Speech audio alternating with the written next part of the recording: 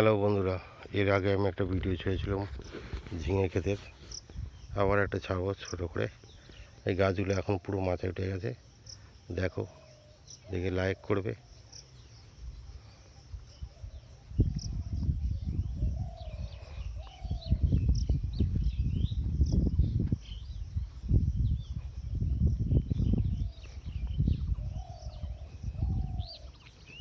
এই দেখো, গাছগুলো সব মাথায় উঠে গেছে।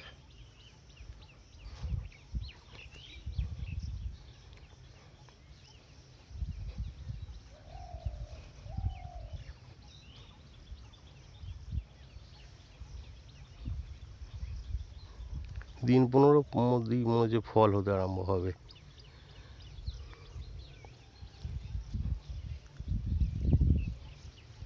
ঝিঙে হবে মনে হচ্ছে দিন 15 পর থেকেই।